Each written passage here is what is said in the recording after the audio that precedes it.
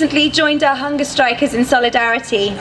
Today is his 7th and final day of his hunger strike, so please join me in a round of applause to thank him and welcome him onto the stage. Thank you.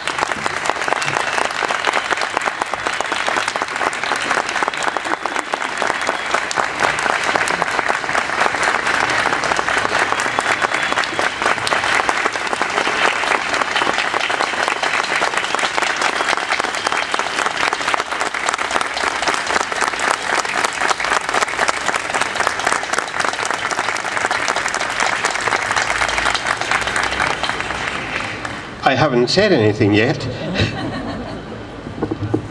My brothers and sisters here around the world on hunger strike, in Camp Ashraf, and all of those who suffer persecution in Iran, I want you to know that I am one of your family. I weep for you. And I pray that your suffering will soon come to an end. I have spent 7 days and 7 nights with some of the bravest people in the world. We have had news each day.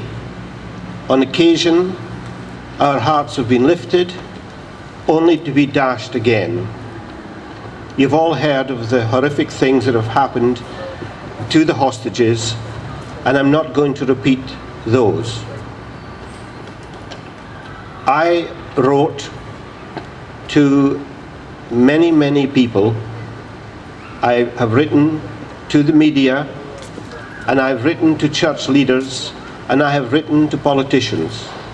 I wrote to His Holiness the Pope in Rome, and I sent a copy of my letter to the Archbishop of Westminster, who is the senior cleric for the Catholic Church in England and Wales.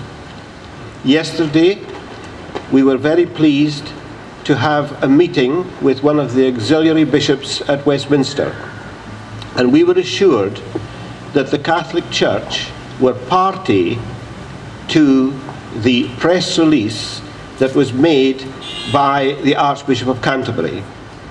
That was new to us, but it was very good news. Now I want to address directly my Prime Minister, Mr. Brown. Mr. Brown, I'm a British citizen. I'm a British citizen who is ashamed to admit it, and I will tell you why. You have not intervened at all in this affair. You are complicit in this affair. The reason you are complicit is because I have telephoned every media I can think of, every media outlet I can think of. I have written to you. I've been passed on to the Foreign and Colonial Office. David Miliband has passed me on to some underling from whom I have received the identical letter that thousands of other people have received. And in that letter, there is a clear abrogation of your responsibility under the 4th Geneva Convention. And more than that, you are guilty, very guilty, of a serious crime against humanity because you have gagged the media.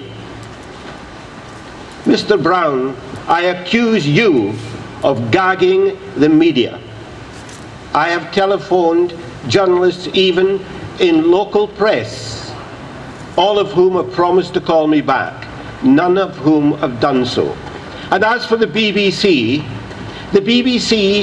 are no longer independent. The BBC have reported nothing on this affair, absolutely nothing. Today in the news we heard that some Prime Minister's dog was ill and was on medication. Isn't that an important thing for the BBC to report on? Mr. Brown, this is no longer a democratic government. If the media is gagged, this is not a democratic government. And I also accuse Mr. Obama. It only would take a word from him for our hostages to be released. This is a crime against humanity in which you are complicit and for which one day you will have to account, whether it be here or in the next world. I ask you to act and act now, because what is going to happen is what you were warned about.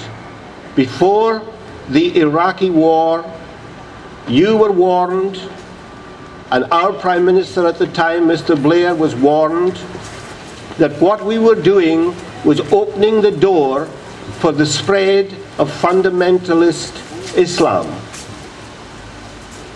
That was ignored for reasons of political and economic reasons.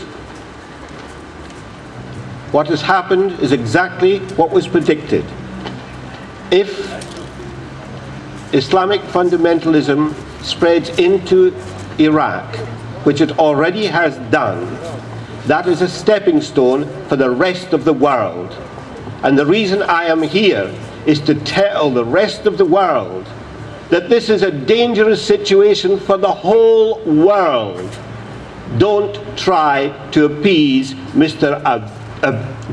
Excuse me, I'm a bit dry because I've had a bad cold this week. Don't try to appease Mr. Ahmadinejad. It won't work. He will say yes, yes, yes. He will do deals with you. And at the end of the day, he will still produce a nuclear bomb. You could put a stop to it now by empowering those people that the people of Iran trust, respect, and by whom they are inspired. And that is the people in Ashraf.